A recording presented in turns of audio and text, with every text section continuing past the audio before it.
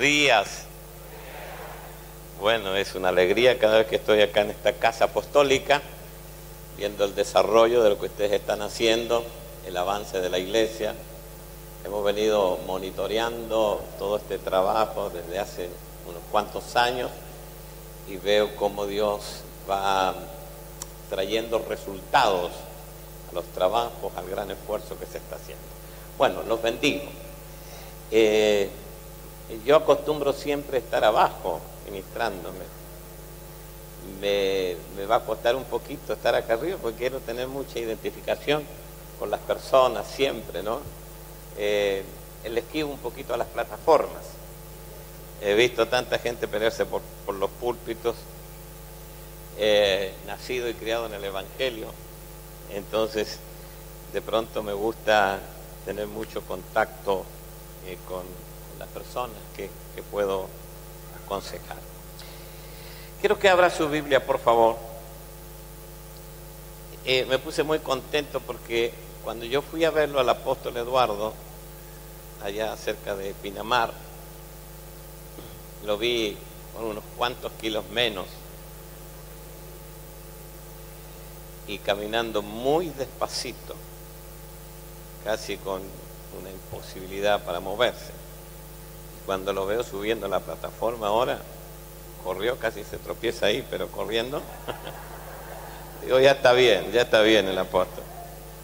Gracias al Señor por ese milagro. Yo no sé, apóstol, si de repente me voy a bajar, no sé. Voy a tratar de aguantar lo más que pueda acá arriba. Primera de Crónicas, capítulo 11, versículos 1, 2 y 3. Dice: entonces todo Israel se juntó a David en Hebrón diciendo: y aquí nosotros somos tu hueso y tu carne. También antes de ahora, mientras Saúl reinaba, tú eras quien sacaba la guerra a Israel y lo volvía a traer. También Jehová tu Dios te ha dicho: tú apacentarás a mi pueblo Israel, y tú serás príncipe sobre Israel mi pueblo. Y vinieron todos los ancianos de Israel al rey en Hebrón, y David hizo con ellos pacto delante de Jehová, y ungieron a David por rey sobre Israel, conforme a la palabra de Jehová, por medio de Samuel. Padre, añade revelación a esta palabra, trae la unción para hablar, la unción para oír, unción para hablar y unción para oír. Abre los sentidos de la revelación. Revelación es descorrer un velo y descubrir una verdad que para nosotros estaba oculta. Luego creemos a esa verdad y al que cree todo le es posible. Señor, esta mañana estamos en tus manos todos para recibir el consejo que tú quieras darnos. Amén. Bueno, lo que hemos leído es el preludio, un toque de trompeta, un anuncio a una gran reforma y un gran cambio que vendría sobre Israel. El capítulo anterior es un capítulo muy triste, es un episodio en la historia de Israel manchado de dolor, de sangre. Aquel día los filisteos arremetieron contra los israelitas y murió mucha gente, mucha gente. Entre esta gente que murieron los 3 hijos de Saúl: Abinadab, Melquisúa y Jonatán. Jonatán, usted conoce la historia, tenía un lindo corazón, hizo un vínculo espiritual y emocional con David. Y uno se pregunta, ¿cómo puede irse gente antes de tiempo por la necedad de un hombre como Saúl, que no supo moverse en Dios? Ahí quedaron toda esa gente y los 3 hijos de Saúl tirados en la arena de la batalla, y los flecheros siguen a Saúl. Ya estoy por bajarme, ¿no? Ese día Saúl ve el gran peligro que tiene sobre su integridad física. Los flecheros persiguen a Saúl. Saúl sabe que le quedan escasos minutos o segundos y está con su escudero. Le dice el escudero: por favor, yo estoy por morir, atraviésame con tu espada, no sea que estos incircuncisos hagan escarnio de mí. Obviamente el escudero está temblando, tiene mucho miedo y no obedece al rey. Al ver esto, Saúl se tira sobre su propia espada y así murió Saúl aquel día. La Biblia dice: así murió por la rebeldía con la que prevaricó contra Jehová. El escudero, al verlo al rey, hace lo mismo y se echa a caer sobre su propia espada y también muere ese día el escudero. Al otro día, como era la costumbre, los filisteos vienen a buscar el botín. Ven los cuerpos muertos y ven al rey y le cortan la cabeza y la llevan como un gran trofeo al templo de su dios llamado Dagón. Qué ignominia, qué vergüenza nacional para Israel, pero esta experiencia nacional traería un cambio muy profundo en la nación.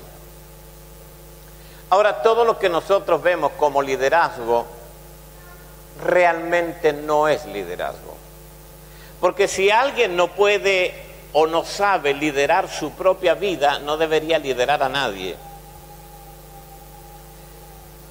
Él fue dirigido y manipulado por sus propias emociones, de modo que entendemos que Saúl no supo funcionar en Dios, y todo lo que no funciona en Dios debería morir. A ver, repita eso conmigo, levante su mano derecha y diga: todo lo que no funciona en Dios debería desaparecer, debería morir. El gran problema de nosotros es que hay muchas cosas que no funcionan en Dios y tratamos de mantenerlas vivas. Y no puede venir el próximo paso que Dios quiere que nosotros demos, que se llama transición para lo nuevo de Dios. Y mientras tú no cierres una etapa de tu vida, es casi imposible que se abra la nueva etapa que tú necesitas. Esto se llama transición. Diga conmigo: transición. La Biblia dice que nosotros, mirando a cara descubierta, como por un espejo, la gloria del Señor, vamos siendo transformados de gloria en gloria por el mismo Espíritu de Dios. Y entre una gloria y otra gloria hay una transición, una transformación. Tú estás en una gloria, pero para ir a la próxima gloria tienes que cerrar la etapa de esta gloria. Y si no la cierras a tiempo, casi sin dudar, esa etapa la vas a cerrar con dolor. Y hay mucha gente que por no cerrar etapas a tiempo en su vida están sufriendo, tienen dolores. Pero yo he venido a decirte esta mañana que hay una etapa nueva para ti y que tienes que aprender a cerrar los ciclos de tu vida para que se abra una nueva dimensión con Dios. ¿Me entiendes?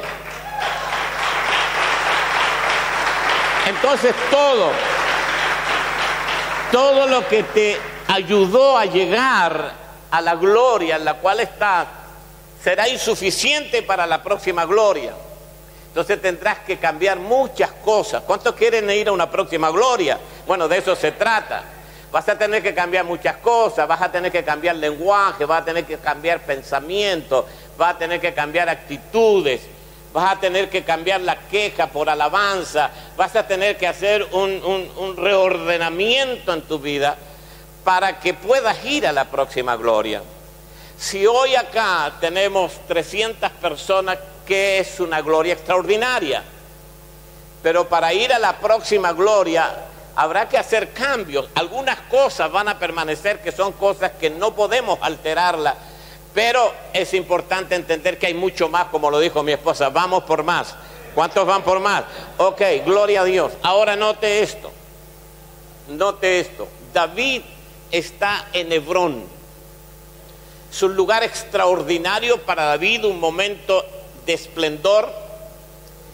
Y David es un hombre admirado, es lo que hemos leído. Está allí coronando 40 años de proceso. se está graduando de una etapa de su vida. Y eso lo ha hecho a David admirable. Ahora, ¿qué ha hecho que David sea admirable? Porque todos admiramos gente. Yo admiro gente aquí en la tierra. La admiro en el sentido de que me bendice, de que me ayuda y todo lo que él hace me inspira. Hay gente que admira algún futbolista, otro que admira un músico, otro que admira un apóstol. Pero ¿qué hace que nosotros admiremos gente? Usted no va a admirar a una persona fracasada.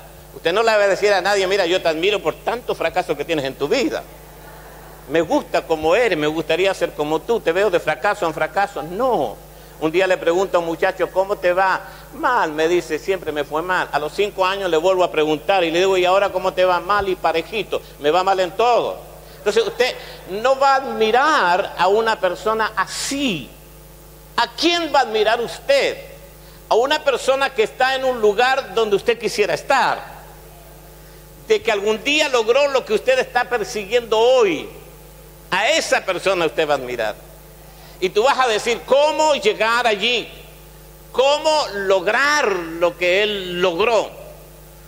Indudablemente, él logró algo pagando un precio que no lo podemos evadir. Y ese precio se llama proceso. Diga conmigo, proceso. Y de eso le voy a hablar esta mañana, de los procesos. Y los procesos que nosotros pasamos en la vida generalmente vienen leudados de sufrimientos. Ay, cómo hemos sufrido en la vida. Entonces, tú te encuentras en un momento difícil, complicado, donde no tienes una respuesta divina y tú estás esperando que Dios haga algo por ti. Y tú dices, ya no aguanto más, me están apaleando de todos lados, tengo problemas económicos, tengo problemas con mi marido, tengo problemas con mis hijos. Y tú dices, estoy siendo triturado. Y tú oras a Dios y Dios no te responde. Eso es lo más grave para nosotros, que Dios no nos responda. Te arrodillas cada mañana y tú dices, ¿dónde estás, Señor? Como le dijo Marta y María a Jesús, si hubieras estado aquí, mi hermano no habría muerto. Tal vez hubiera muerto lo mismo. ¿Ve? Porque esa es nuestra oración, Señor. Si hubieses estado aquí, no estaría pasando por esta situación. Y tú sabes que Dios tiene poder para sacarte en un segundo o para sanarte de una enfermedad rápidamente. Entonces, ese es el tema.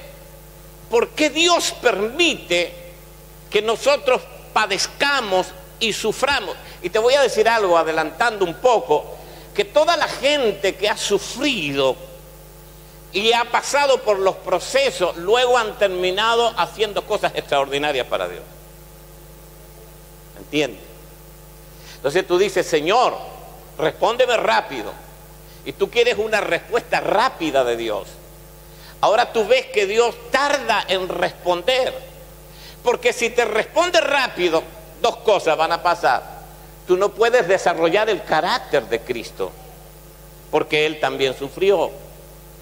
Y segundo, si Él te responde rápido, vas a tener una respuesta transitoria. Pero si tú permites que el proceso por el cual te hace pasar el Señor se termine, tú vas a tener un trato eterno de tu corazón. Entonces tú dices, a mí me han herido, tengo el corazón herido, pero tal vez ese corazón herido es el camino más directo que tiene Dios para llegar a ti y tratar contigo. Entonces tú dices, a mí me han herido, y yo te digo, a veces esa herida es el camino más directo que tiene Dios para tratar tu corazón. Porque si no te pasa nada, a veces los tratos de Dios no los entendemos. Y te voy a decir algo más. Te voy a decir algo más. En esos momentos de sufrimiento es cuando la gente está más sensible a los tratos de Dios. Más sensible. ¿Eh? Pero hay gente que no entiende y dice, Dios no responde, le responde a otros. otros que no están comprometidos con el Señor, que no quieren saber nada con el Evangelio, son sanados. Dios le responde a gente que tiene una reputación que no es la mejor, y yo que sirvo a Dios, yo que le presento ofrendas y diezmo, y mi trabajo es una ofrenda para Dios, Dios no me responde a mí. Entonces, ¿sabe? He visto yo gente que se ha desilusionado de Dios. Ahora, pregunto, ¿cuántos se han desilusionado de Dios alguna vez? Levanten su mano. Es más, es importante que usted se desilusione de Dios. Abraza al que tienes a tu lado, dile, tienes que solucionarte de Dios. Porque si no te desilusionas de Dios, vas a tener graves problemas de tu alma. Entonces es bueno, yo me he venido desilusionando de Dios a través de los años. Y digo, gracias Señor, porque me he desilusionado de ti. Porque si no me hubiera desilusionado, tendría problemas emocionales, tendría problemas espirituales. Pero entienda algo, la palabra desilusionar es deshacerse de una falsa ilusión que nosotros tenemos con Dios. Porque nosotros pensamos que si somos hijos de Dios, nada nos puede pasar. Pensamos que si somos hijos de Dios no puede caer sobre nosotros una enfermedad. No podemos tener un accidente. Hermano, no. Dios va a permitir que tú pases por el sufrimiento como un proceso para que Dios logre algo eterno en tu corazón. ¿Estás entendiendo eso? Entonces, ahora sí, abraza a tu vecino y dile, el gran problema es que no te has desilusionado de Dios. Entonces te pasan cosas y tú piensas que Dios no responde. Pero Dios está usando el sufrimiento, esa circunstancia, como una herramienta para tratar tu corazón. Y no es que Dios envíe la enfermedad o que Dios provoque los accidentes. Nosotros hemos tenido pérdidas. Una mañana, a las 6 de la mañana, me llaman por teléfono, nos levantamos con la pastora Yubisa, nos fuimos al hospital. Me dice una pastora, mi hija tuvo un accidente a la madrugada, se puede venir porque la cosa está difícil, grave. El médico me dice que está muy complicado. Cuando llegamos ahí al hospital, como a las 7 de la mañana, ya le habían cortado una pierna. Era parte del equipo del pastor Gabriel, del pastor de jóvenes. Una chica de 1,80 m o 82, yo la tenía que mirar para arriba, Cecilia, amiga de mis hijas.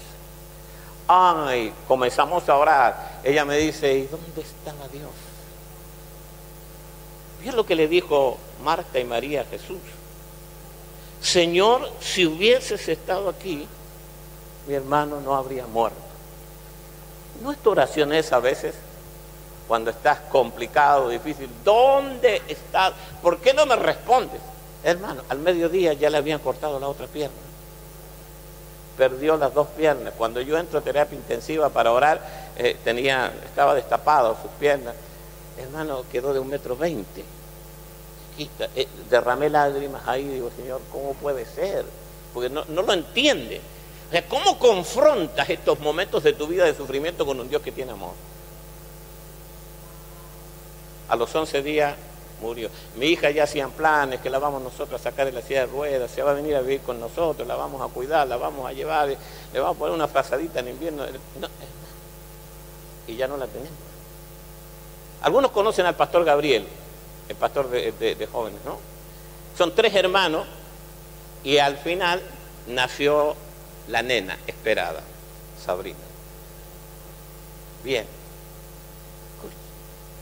Tocaba los panderos, estaba en artes creativos. Se va de paseo con la gente del colegio a Villa Carlos Paz y tomó una latita de Coca-Cola que estaba abierta donde había hecho pie una rata y le entró el antivirus. 11 días, cuando yo entré a terapia intensiva hinchada, el médico me dijo no hay más nada que hacer. A los 11 días murió la única nena. Entonces, ¿cómo cierras esta ecuación? ¿Ves? Entonces hay tratos que son fuertes de Dios, fuertes de Dios. Y te cuesta entender que todo es para la gloria de Dios. Porque cuando tú ves el diálogo con Marta y María de Jesús, te das cuenta que en el versículo 4 del capítulo 11 del libro de San Juan, el Señor le dice a sus discípulos, Él murió, pero esto es para la gloria de Dios. Entonces tú dices, ¿cómo? Para la gloria de Dios. Y la verdad es que la estoy pasando muy mal. Y es muy posible que esta mañana aquí haya alguien que está pasando por el peor momento de su vida. Y tú dices, yo amo a Dios, estoy acá, trabajo para el Señor, soy parte de un equipo. Pero entienda algo, hay un proceso que tú no puedes eludir. Y el proceso puede sacar dos clases de personas. O te convierte en un monstruo violento para la gente, para tu familia, o terminas bien parecido a Jesús. Ya estoy que me bajo. Bueno. Obedecemos al capitán. Entonces, tú dices, a mí estoy siendo triturado, me están machacando, estoy sintiendo golpes por todos lados. Ahora, hay una cosa muy importante, porque yo no tengo en mi vida muchas cosas seguras. Tengo muy pocas cosas seguras en mi vida. Porque las cosas van y vienen, éxito, fracaso, un día tenemos, otro día no tenemos. Pero de lo único que estoy seguro es que si paso un sufrimiento, Dios está conmigo y me sigue amando. ¿Ve? He estado desahuciado de los médicos, 2 o 3 veces a punto de morir. Le dijeron a mi padre, lléveselo, disfrútelo los últimos días porque ya no hay más nada que hacer. Hermano, y se fueron mis padres conmigo, me sacaron del hospital, me llevaron acá, seguramente habrán orado. Enfermo, toda la vida enfermo. Nací con una deficiencia hepática y mi mamá preparaba comida para el gran ejército que teníamos en casa, somos 11 hermanos. Papá, mamá, algunos ángeles que estaban a la mesa todos los días ahí, compartiendo los alimentos, pastores, chicos de la iglesia. Así que unas joyas tremendas cocinaban y a mí me hacía parte. Pues yo me comía un pan con manteca y ya era basta para vómitos, diarrea y esas cosas. Hermano, era una hilacha. Me daba vergüenza ponerme york porque no se me veían las piernas. Entonces, y toda la vida enfermo, flaquísimo. Ahora estoy delgado, pero flaco. Yo no sé si estaba como el apóstol Eduardo allá en Pinamar, tan delgado, pero ¿me entienden? Y bueno, Dios me sanó en una campaña allá en Colombia del evangelista T.L. Osborne, como a los 22 años andábamos allí en el equipo de este evangelista, y esa noche fue gloriosa, pero sufrí 22 años, hermano, con enfermedades, con debilidades. Estudiaba, me caía la sangre a los cuadernos, teníamos varios problemas. Entonces tú dices, ¿para qué tanto sufrimiento si Dios te tiene escogido para algo grande? Justamente, porque Dios va a tratar eso. Y te va a moler y te va a machacar. Estuve en Jerez de la Frontera, una ciudad muy bonita en España, y me llevaron a un museo donde había una máquina trituradora del olivo, donde sacan el aceite. Ya no se usa. Era una fuente grande, ¿sí? de Portland, de material, con una piedra enorme tirada por tracción animal y procesaban de esta manera las aceitunas. Tiraban las aceitunas a ese gran fuentón de material y luego le tiraban aceite, agua hirviendo a esas aceitunas para que las fibras soltaran el aceite. Y luego pasaban y le daban unas cuantas vueltas con esa gigantesca rueda para moler el aceite, la aceituna, y luego el aceite salía por unas tuberías y llenaba unas tinajas grandes y ese aceite se vendía para el uso de la cocina de la gente. Y luego hacían un segundo proceso con la misma aceituna que todavía estaba, le volvían a tirar agua caliente, volvían unas cuantas veces haciendo ese proceso. Bueno, la aceituna no se daba cuenta cuando estaba ahí en el árbol, pero sabía que le iba a pasar algo. Entonces tú no te das cuenta cuando viene y cuando golpea el sufrimiento a tu puerta, pero tienes que derramar aceite. Ahora, la gente dice, aguanta, aguanta el proceso, ya viene el día de tu bendición. Y a mí me parece eso muy egoísta. Yo le digo a la gente, aguanta el proceso, porque tienes que soltar el aceite que algún día la gente va a necesitar. Porque cuando pasaste por un divorcio, cuando pasaste por una enfermedad terminal, vas a tener el aceite para soltarle a otro que va a pasar lo mismo. Mire, yo, gracias a Dios, tengo 43 años de matrimonio y nos llevamos muy bien con mi esposa, pero veo el dolor de la gente cuando se separa, cuando se divorcia. Y es como una trituración. Pero si tú logras pasar ese proceso, el día de mañana, cuando un amigo, una persona, un familiar, una gente conocida esté entrando en ese proceso, tú le vas a decir, por esa puerta que tú estás entrando, yo ya estoy saliendo, sé cómo se tiene que vivir allá adentro. Y tú le vas a soltar un consejo que esa gente necesita. Cuando pasaste por una enfermedad, cuando superaste un cáncer, estábamos nosotros en una cumbre y llaman a mi hermano, al apóstol Lucas, que una nietita le habían declarado el cáncer. Hermano, nos pusimos a orar en esa misma cumbre, lo superó. Un yerno de Lucas, casado con mi sobrina Vanesita, superó un cáncer. Entonces hay gente que tal vez va a entrar por esa puerta y tú ya vas a tener algo para decirle, contribuir y soltar el aceite. Levante su mano, diga, el sufrimiento no lo vamos a poder eludir, pero va a bendecir a otro, siempre va a bendecir a otro. Entré a la oficina de un pastor que tenía un cuadrito que decía, se sufre pero se aprende. Y hay cosas que solo lo vas a aprender a través del sufrimiento. Hermano, eso del pare de sufrir es falso. Levante su mano, diga, voy a tener que seguir siendo procesado. Yo tengo 65 años, ya estoy en la recta final de mi vida, me quedarán 20, 25 años de vida útil. No sé lo que va a pasar los próximos años, pero si tengo que sufrir, entenderé que es el proceso de Dios que otro va a necesitar. ¿Entiende eso? Entonces, diga conmigo, proceso. Esa es la diferencia que hay entre Saúl y David. Hermano, quiero decirte algo para que usted lo tenga bien presente. Todas las personas a las cuales Dios amó y ellos amaron a Dios, sufrieron. Si usted pudiera tomar una virome roja y subrayar todos los versículos que tienen que ver con sufrimiento, tendría más del 30% de la Biblia subrayada. Y si usted me dice que alguien no sufrió y que fueron héroes de la fe, yo le puedo contar los sufrimientos que han tenido. Véalo a Job, véalo a Pablo, véalo a José sufriendo. Entonces ese es el proceso. La gran diferencia es que Saúl es una respuesta a una oración equivocada. Los israelitas dijeron, Señor, danos un rey como tienen las otras naciones. Tal cual, así fue Saúl, un rey como tenían las otras naciones. Él no pasó procesos. Pero tú miras la vida de David fue un constante proceso.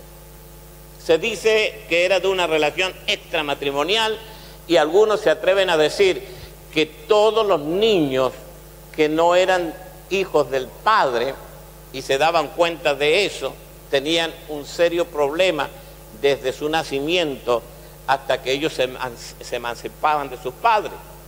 Que ellos tenían que entrar a su casa no como sus otros hermanos, sino que entraban con la cabeza agachada, no podían mirar a nadie hasta que el padre les decía, levante la cabeza.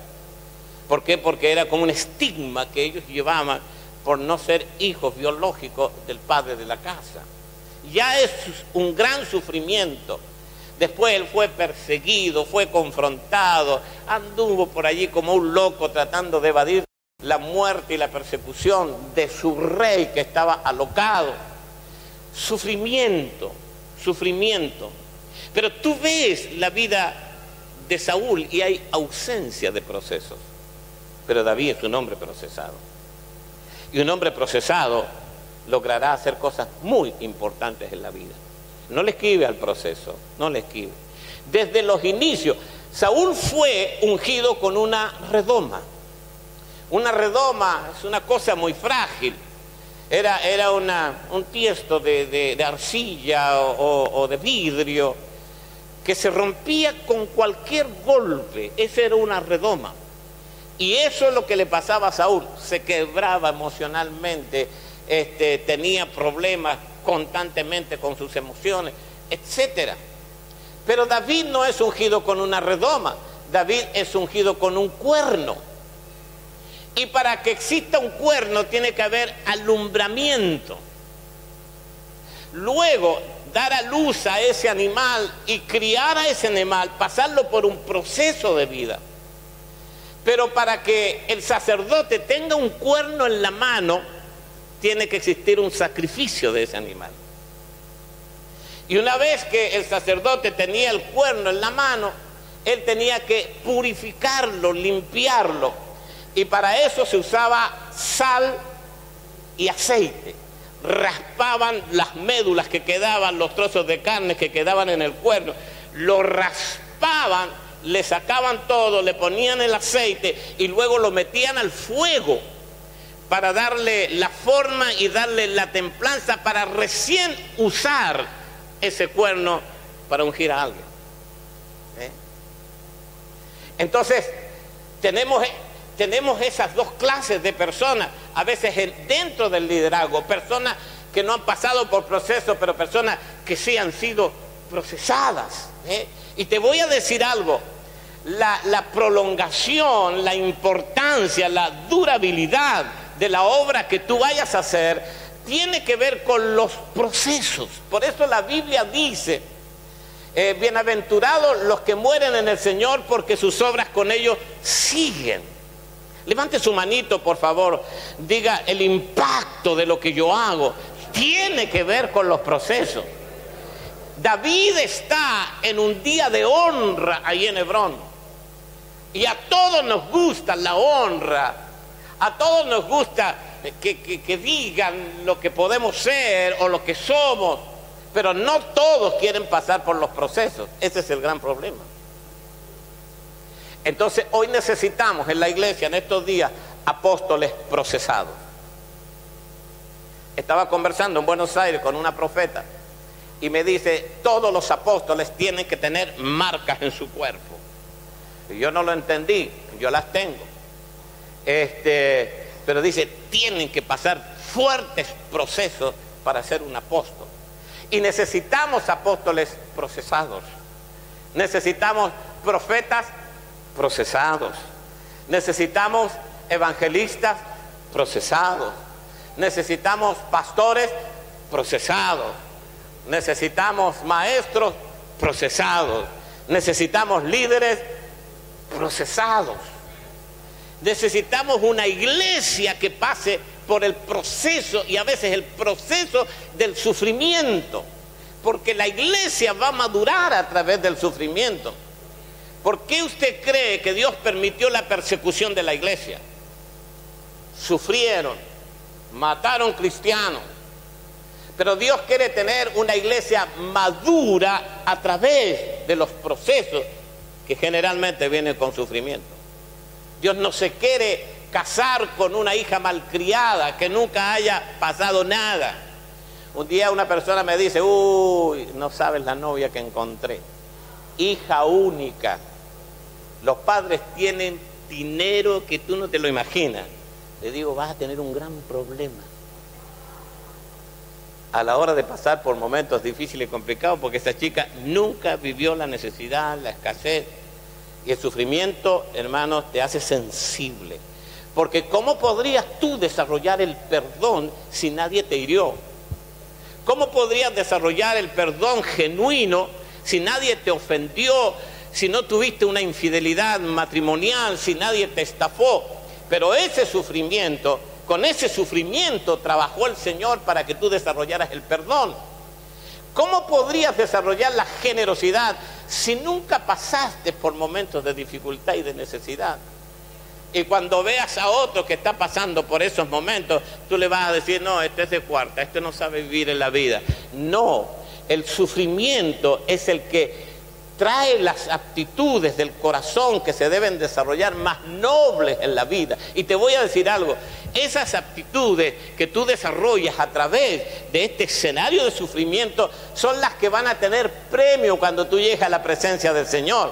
Los premios que tú vas a recibir allá van a tener que ver con los sufrimientos que tuviste acá en la tierra. Levante su mano, diga, me estoy animando a tener fe en medio del sufrimiento y seguir adelante. ¿Me entiende?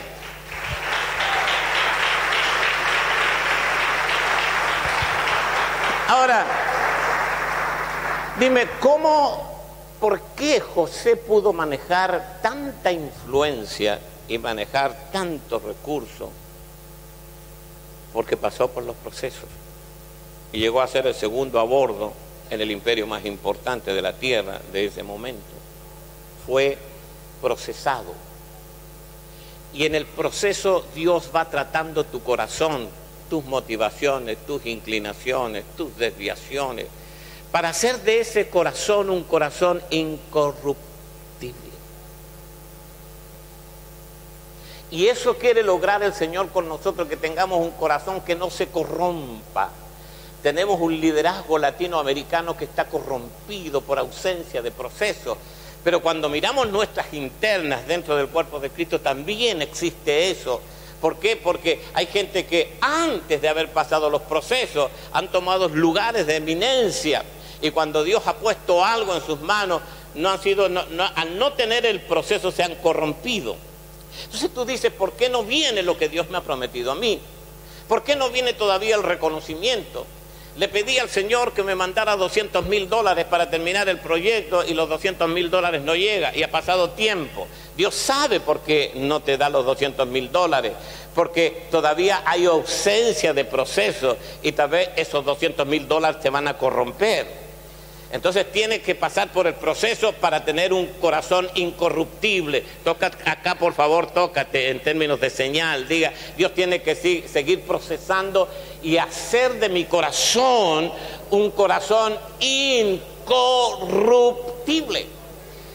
Porque Dios te ha dado una visión, y si tú te corrompes en la visión, vas a corromper la visión global de Dios. Porque esa visión que Dios te ha dado a ti, esa conecta con una visión global que Dios tiene para este planeta llamado Tierra. Entonces por eso Dios tarda hasta que tú pases el proceso. Hermano, y honro a esa gente que ha pasado los procesos sin abdicar del proceso. El proceso de la iglesia. Yo como pastor de una congregación sé los procesos que pasan por la iglesia, y siempre hay un remanente que permanece fiel en el proceso, y a esas personas hay que honrarla porque se las aguantaron, vieron todo lo que pasó a la iglesia y ahí están firmes, están de pie. Entonces alabo al Señor por esa gente que no renuncia en medio de los procesos. Tenemos una hija que es abogada, y a mitad de carrera me dice, papi, yo no voy a seguir. Nos llamó al dormitorio a Yubisa y a mí. Ella estaba trabajando, estudiando, y dice, estoy cansada. Le digo, esto es parte del proceso, continúa adelante. Porque siempre el desánimo y las ganas de abdicar van a venir a mitad de proyecto, a mitad de camino. Cuando tú ya hayas recorrido bastante, pero te quede bastante todavía, y tú dices, ya tengo bastante recorrido, pero queda mucho, y viene el desánimo. Eso le pasó a Nehemías, que a mitad de proyecto apareció Sanballat y Tobías, y si él no hubiera estado sólido y firme, el muro de la ciudad no se hubiese construido. Pero levante su mano, diga, cuando venga ese ataque a mitad de proyecto, yo tengo que mantenerme firme y no abdicar en medio de ese proceso. Amén. Entonces note eso. Vida, proceso de vida, sacrificio, limpieza, sal, aceite, fuego. Diga conmigo, vida, proceso, sacrificio, sal, aceite, fuego. Eso es lo que pasa en los procesos. Entonces, tú deberías decir esta mañana, Señor, ponle sal a mi cuerno, aunque duela, pero yo quiero ser santo y puro para servirte como tú quieres que yo te sirva. Diga, aunque me duela en el proceso. Hermano, y a ese punto quiero llevarte yo esta mañana, a que tú te mires a ti mismo y hagas la oración de David permanente que decía, examíname, oh Dios, y ve si hay en mí camino de perversidad. Porque si a nosotros no nos ofende el pecado personal, Dios nunca podrá llevar adelante la tarea contigo, porque ese pecado será lo que te va a frenar. Entonces somos de ahí nosotros para juzgar los pecados públicos y los pecados de otros. Pero cuando tenemos que hacer un análisis profundo en nuestro ser interior y ver que hay cosas que no están bien en nosotros, entonces las pasamos por alto, le hacemos la vista gorda. Y hasta que no tengamos el pecado en el grado de abominación dentro de nosotros, la gente seguirá pecando. La palabra abominación es asquerosidad, repugnancia. Hasta que no tengamos repugnancia con lo que hacemos y le desagrada a Dios, lo seguiremos haciendo. ¿Entiende? Hay cosas que dan asco y usted no las quiere ver, porque al final el asco es una emoción pero preventiva. Un día le pregunté a una mujer, ¿qué es lo que te da asco a ti? Uy, a mí me da asco cuando toman mate y dejan pan en la bombilla y me pasan el mate a mí. ¡Qué asco! Otra me dijo, a mí me da asco cuando hay un perro muerto lleno de moscas. Un día había un muchacho en la iglesia comiéndose un choripán. Y cuando se saca el choripán de la boca, le cuelga la baba dentro del choripán y la boca. Le digo, Roger, mira cómo se te cae la baba. No importa, apóstol, tengo más, pero el asco.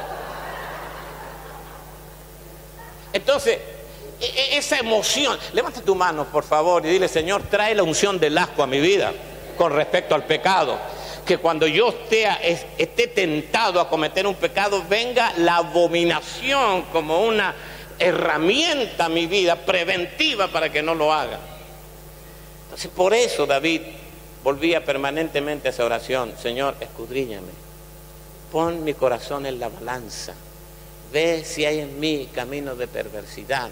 Es todo un proceso en la vida de los hombres de Dios, de las mujeres de Dios. Amén. ¿Me dan unos minutos más? Ya me fui muy largo.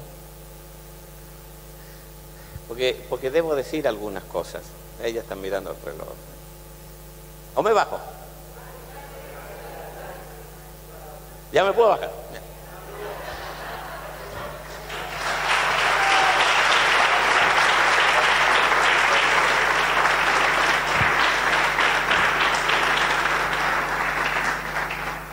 Entonces tú lo tienes a David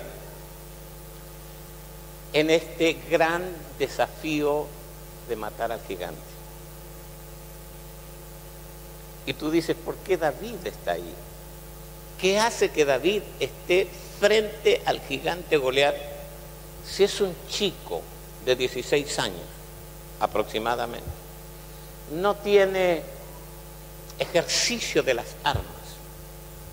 No tiene la edad para estar en el servicio militar, pero lo tienes ahí. Y David llega llevando alimento para sus hermanos y ve esa escena que no se ha resuelto por 40 días.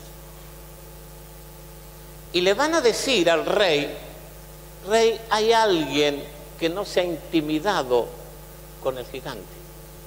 Dice, tráigamelo acá. Y era David. Y David entra, un jovencito, un adolescente, dicen que era roludito, rubiecito. Y lo mira Saúl y le dice, wow, dice, no vas a poder, porque tú eres un muchacho. Y él es un hombre experimentado en las armas desde su mocedad, pero se lo dijo como relajándolo. Tú eres un muchacho. Diga conmigo así, muchacho. Y yo tuve que entender desde muy jovencito que ser joven no te hace un inexperto. Y ser adulto, anciano, no te hace un experto.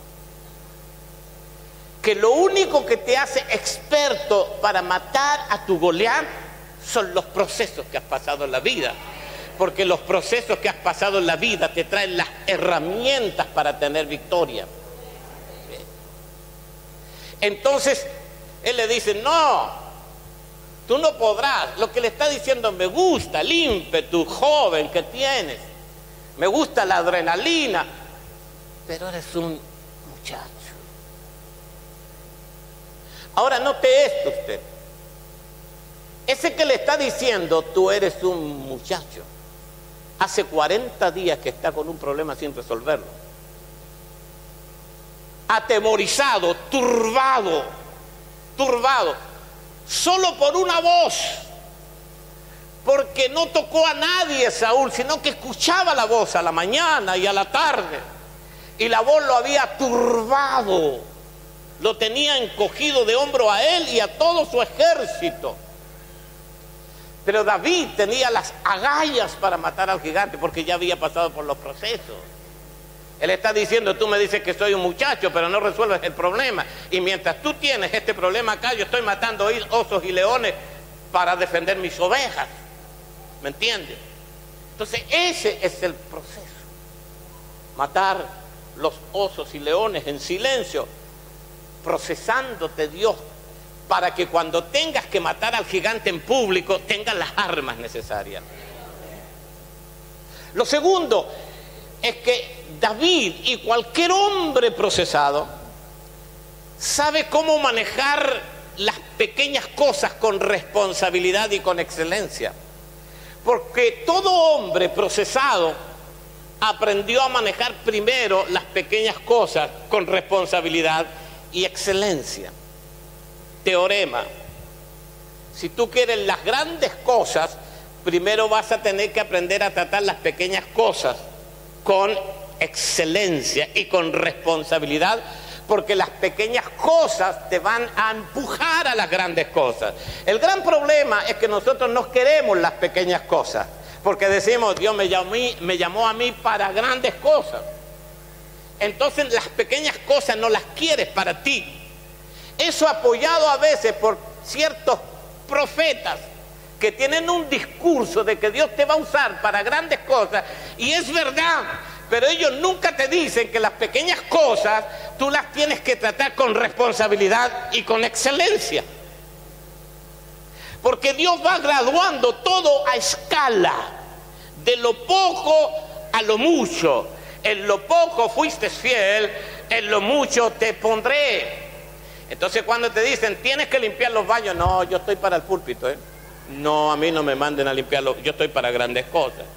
Y tienes que atender una casa de luz, no, yo estoy para una gran congregación, ¿cómo voy a ir a atender una casa de luz?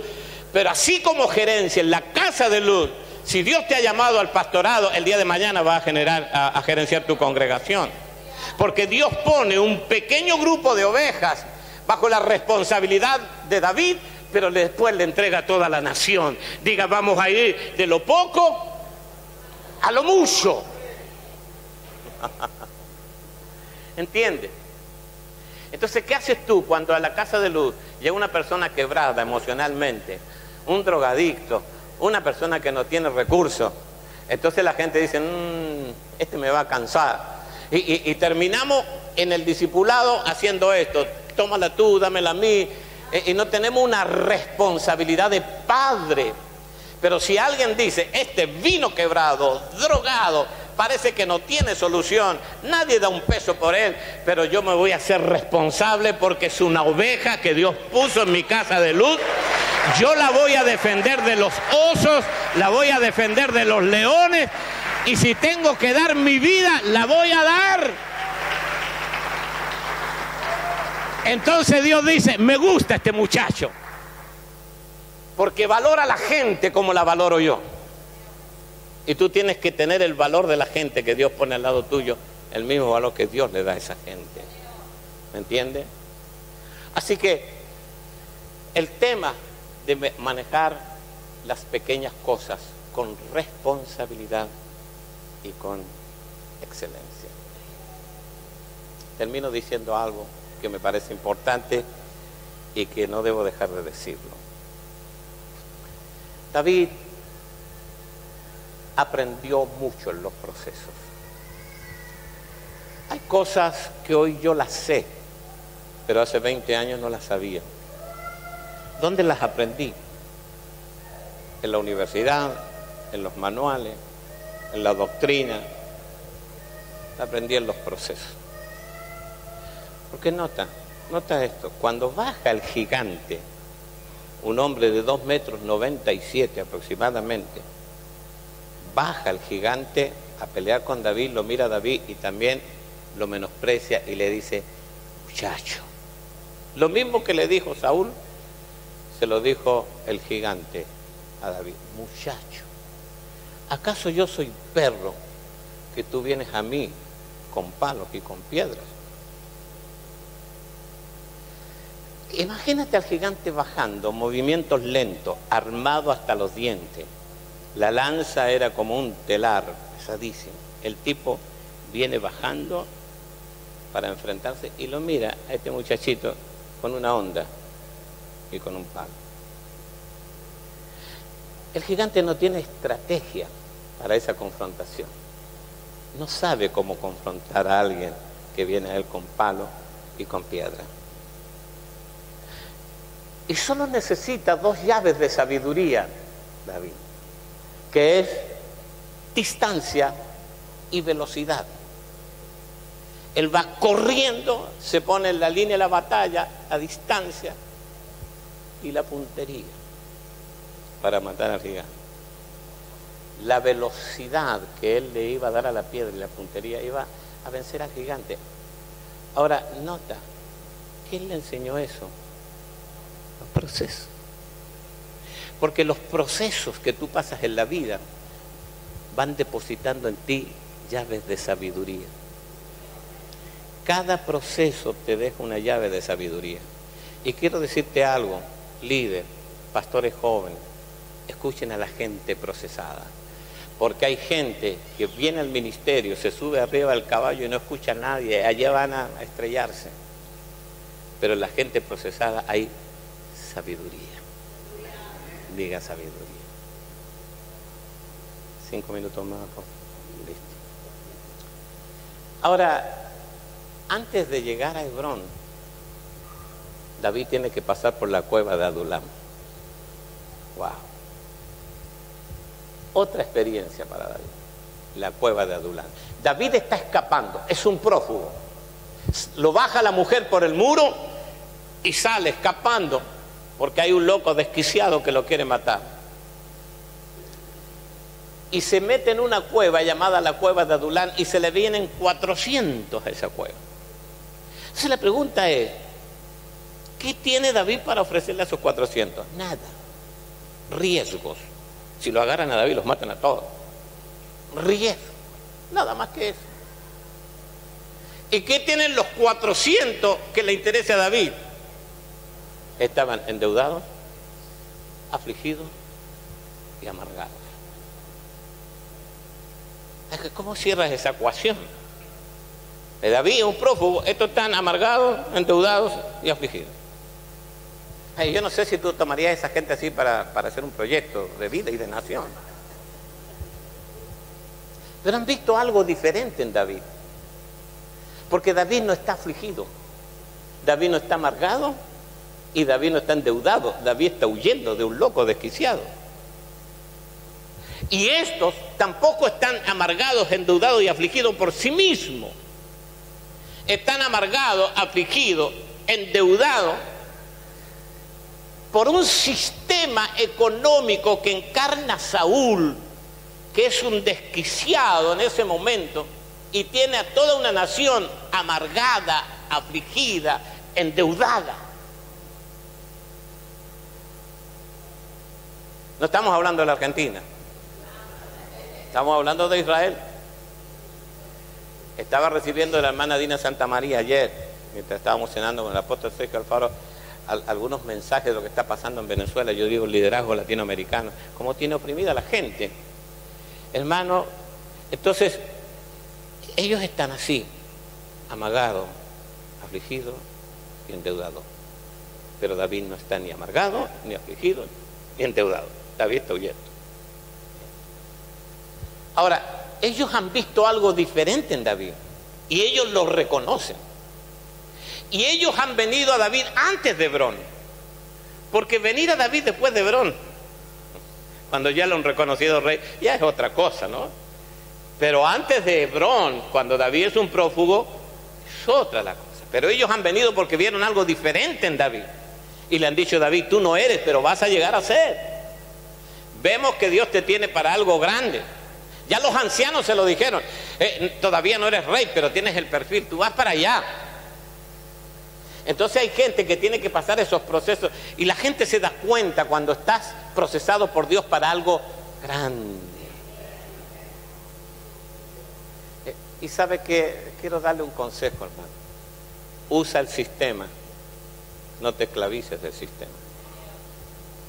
Porque hay un sistema perverso en todo el mundo que te quiere endeudar, afligir y amargar. Faltaba un mes para el mundial, para el último mundial, y yo me fui a Falabella, en Córdoba. Falabella, ¿se conoce Falabella acá? Bien. Me fui a Falabella a ver un tema que tenía que ver y veo un matrimonio. Y el muchacho miraba un Smart TV 55 pulgadas. Y ya se venía el mundial. Mira, gorda. Y se acordaba del televisor que tenía en la casa, seguramente, que tenía que pegarle para que ande, ¿no? Y se acordaba de la propaganda: tráeme la Copa Messi, tráeme la Copa Messi. Cuento corto, la chica de Falabella, que aparece con el trajecito verde, todo, con una sonrisa que hasta se le hunden los cachetitos ahí, porque le enseñan a reírse para enganchar al nuevo cliente. Entonces lo enganchó. Yo estaba ahí mirando toda esa escena. Al final el muchacho, contento, se llevó el televisor.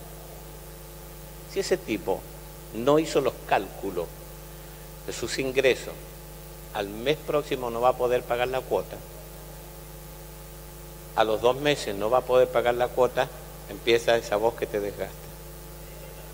Señor, le recordamos que usted tiene 2 cuotas vencidas, por favor acérquese, porque si no va a pasar a judiciales. Al tercer mes, y entonces la gente se va amargando, se va afligiendo y se va endeudando. A los 5 meses, lo único que le falta a la voz es decirte: sinvergüenza, ya tienes la televisión en tu casa, venía a pagar. Usa el sistema, no te esclavices del sistema. Pues también va a venir esa voz desgastante, la aflicción. Pero David tiene la unción, diga conmigo la unción. David está procesado en una unción que va creciendo. Y la gente que lo ve a David lo ve diferente, pero se mete bajo la unción de David. Y bajo la unción de David ellos van a terminar con la amargura, con el fracaso, con las deudas. Porque terminaron siendo los jefes de Estado, los ministros de Estado de David, el equipo que David tuvo para gobernar. Y cosa curiosa, cuando yo termino de estudiar esta historia, me doy cuenta que los 400 terminaron siendo hábiles para la honda. Y dice que con las 2 manos, con la mano izquierda y la mano derecha, eran hábiles para la honda. Y un hondero podía pegarle a un cabello de una persona a 100 metros con esa piedra. O sea, la habilidad que tenían los tipos y la puntería por el ejercicio, con una piedra le pegaban a 100 metros a un cabello de una persona. Entonces, quiero decirte algo. Dios me ha dado a mí la bendición de recorrer naciones con mi esposa, de ver tantas iglesias en diferentes países. Tenemos congregaciones nosotros en Europa, tenemos 45 congregaciones en la Argentina, y he visto tantas iglesias con diferentes características, porque cada iglesia tiene una unción. ¿Me lo entiende? Cada iglesia tiene la unción y puede ser diferente de la otra. Cuando enseñamos sobre el crecimiento de la iglesia, hablamos de la glándula pituitaria y el crecimiento en alguna iglesia viene por los jóvenes, otro crecimiento viene por la música. En la denominación que yo estaba venía por la escuelita dominical. La iglesia crecía por la escuela dominical. Son diferentes capacidades, diferentes unciones. Y cuando yo me doy cuenta de viajar tanto, cada iglesia tiene una unción diferente. En la multiforme gracia de Dios. Y David pudo transformar a esos 400 y meterlos en su unción, porque ellos fueron hábiles en la onda, que era la capacidad que tenía David, era un hondero. Entonces yo quiero decirte, querido hermano, querida hermana, que asistes a esta congregación, que aquí hay una unción especial y que tienes que meterte bajo esa unción y hacerte hábil en la unción de la iglesia. Agarra la onda de la iglesia y hazte hábil en la unción que tiene esta congregación. Quiero decirles y profetizarles, aunque no soy profeta y me cuesta mucho, que la unción que tiene esta iglesia va a traer un crecimiento que usted ni se lo imagina. Nosotros lo vemos porque venimos cada tanto tiempo, pero esto va acelerándose. Cada vez es más rápido el crecimiento de la congregación. Yo digo que vengo monitoreando desde que están ustedes allá cerca de la plaza y cómo el Señor ha dado ese crecimiento por la unción que tiene esta congregación. No ande buscando la unción de Cash Luna. Otros estarán bajo la unción de Cash Luna, otros estarán bajo la unción de Maldonado, otros estarán bajo otras unciones, pero Dios trajo una unción a esta iglesia y usted tiene que hacerse hábil en la unción de este pueblo. Póngase de pie, levante sus manos al cielo y bendiga al Señor. Dele gracias a Dios, abrace a 2 o 3 y dígale gracias a Dios por estar en esta casa, por estar bajo la unción de esta casa, por la unción que Dios le ha dado a los apóstoles de esta casa. Los bendecimos en el nombre de Jesús de Nazaret. Alabe al Señor, no sea rebelde, métase bajo la unción que el Señor ha dado a este ministerio en el nombre de nuestro Señor Jesucristo. Amén, amén y amén.